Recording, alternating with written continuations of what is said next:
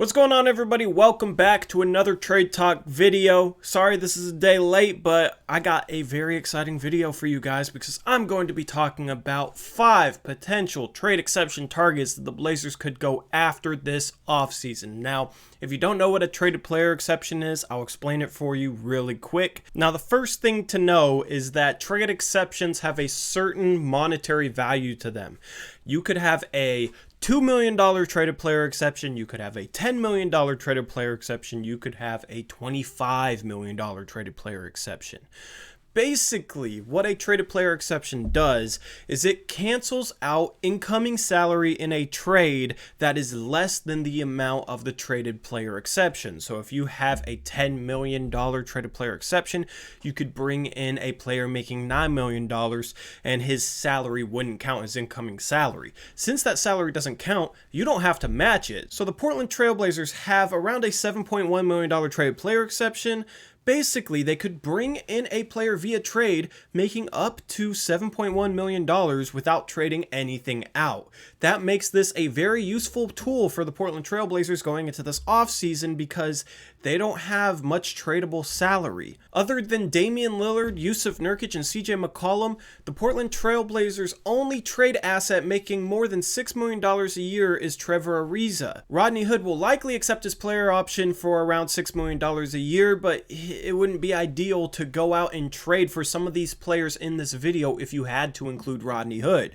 But we don't have to because we got that traded player exception. Now, Portland has 2 holes on their roster to fill going into this offseason. That is 2 big man slots. Big man meaning power forward or center. Right now they have 1 center, that's Nurkic, and they have a guy that can play power forward or center, that's Zach Collins. So Zach Collins might be the backup center next year, and Portland could look to go after 2 power forwards, or Zach Collins could be a power forward next year and Portland could look to go after a power forward and a center. Now, they could elect to bring back Carmelo Anthony, but they would likely have to use a free agent exception for him because they don't have his bird rights. That's a whole nother issue. They could also elect to bring back Hassan Whiteside. That would fill that power forward and center spot. But going into this offseason, it would be phenomenal for the Blazers to use the traded player exception to fill one of those spots. The reason being is that wouldn't be using any free agent exceptions. That wouldn't be using the mid-level exception. They also wouldn't have to trade away a player in the rotation to get whoever they're getting back. And that would leave Portland with only 1 spot left to fill with potentially $9 million in free agent money via the mid-level exception to fill that final spot, meaning they could go after some pretty high-level players like a Serge Ibaka or a Paul Millsap or somebody in that tier. Therefore, in this video, I will be giving you 5 traded player exception targets that fills one of those roles, which would set the Portland Trail Blazers up well going into this offseason. Now, my first and favorite target is Nemanja Bjelica of the Sacramento Kings. This is a guy who's making barely enough to fit in the traded player exception. He's making around $7 million.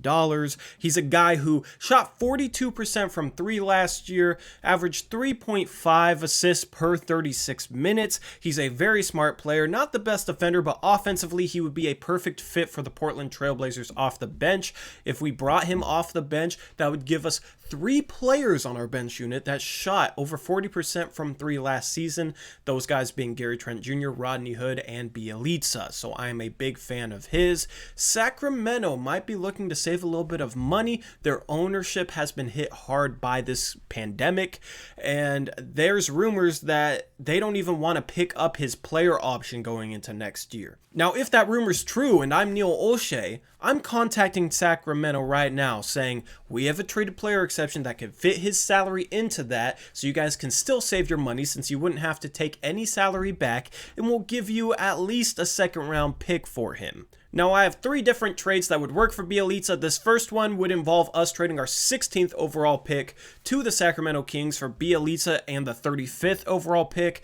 Now, this trade I would do, but I think we could get maybe, hopefully, a little better value than that. This second trade would be a better value for us. This is probably the offer I'd lead with. It's us giving up our 46th pick this year and a 2022 2nd round pick for Bjelica. That would be better value for the Kings than just simply cutting Bjelica outright. So there is a chance this deal could get done. If this deal could get done, I'd be absolutely ecstatic. And now this third trade is a little bit interesting. It has us trading our 16th overall pick and our first round pick. Next year, we get Bielitsa back, the 12th overall pick, so we're moving up from 16 to 12, and 2 second round picks. So basically, we're giving up our pick next year in order to move up 4 spots this year, get Bielitsa, and get 2 second round picks. Now, if somebody like, I don't know, an Obi Toppin falls to 12, I would love to do this trade. It just kind of depends on the targets there at 12. Getting the 12th pick, maybe we could use that to trade up to 9 or something and maybe get an Obi Toppin or a Tyrese Halliburton type prospect. This is just an interesting trade because we do move up 4 spots into the lottery, and it could potentially help us go after a draft target while also getting Bielitsa. But I'm just all around a fan of this Bielitsa trade because he is better than Carmelo Anthony. He would fill that backup power forward spot. And then in free agency, we could go after a starting power forward and bring Collins off the bench as our backup center. And we could go after a Harkless type, or we could start Collins at the 4 and we could use our mid-level exception on a backup center like a Derek Favors or whatnot. Either way, trading for Bielitsa would set us up to have the best shooting bench in the entire NBA and also probably a top 3 bench in the NBA in general. So I really like the idea of going after Bielitsa. The second target I have is Rashaan Holmes. He's making around $5 million, and he would essentially be a Hassan Whiteside replacement as our backup center off the bench. Now, this is another Sacramento Kings player, so if they're trying to save money or trying to clear up a bit of a logjam that they have in the front court, then Rashaan Holmes might be a guy the Portland Trail Blazers could go out and get. I like his energy off the bench. I think he's better suited for a bench role than an Hassan Whiteside, and we could potentially get him for only second-round picks. I have 2 being traded here, but I would start off by just simply offering 1 second-round pick and savings for the Sacramento Kings since we wouldn't have to trade any salary back, but I would be willing to trade 2 second-round picks, replace Whiteside with Rashaan Holmes, who's probably going to come a little bit cheaper than Whiteside would come, be better in that role, and then we could just focus on going out and getting a power forward in free agency. Now, this third one is definitely interesting because it's Javale McGee. Now, he has a player option going into next year for $4 million.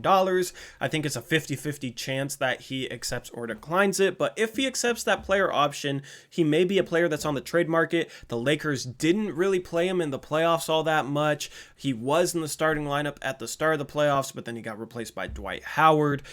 So Javale McGee might be a guy that the Lakers are willing to move considering how little he played down the stretch in the playoffs. He does fit into that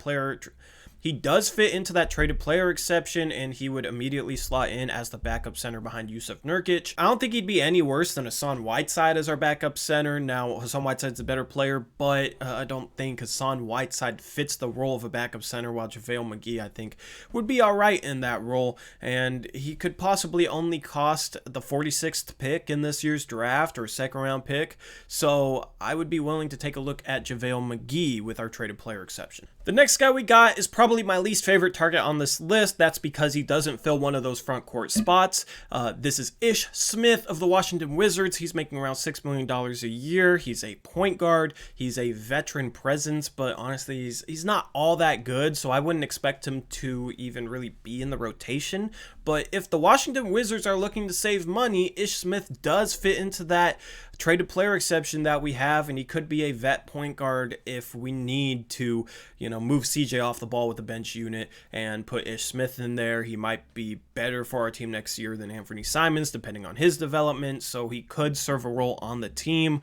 If the Wizards want to get out from underneath his salary, we're a good destination since that traded player exception means we don't have to trade any salary back. So I would potentially look at taking on Ish Smith, trading away our 46th pick, and getting back the 37th pick in the draft that the Wizards have. We'd move up 9 spots in the second round, and we'd take on that salary if they are really, truly looking to move off of it. Now, you could get a little more complicated and try and trade up from 16th to 9th into the lottery to maybe go after an Obi Toppin should he fall. The Wizards have the 9th pick in the draft, and even if they were looking to get rid of Ish Smith's salary, they wouldn't trade down from 9 to 16 just to do so we'd have to include other assets. But if they do kind of want to get out from underneath Ish Smith's salary, that could just be a little something extra that we could do for them in order to potentially trade up from 16 to 9 with other assets included. Now, my fifth and final target is Mo Bamba of the Orlando Magic,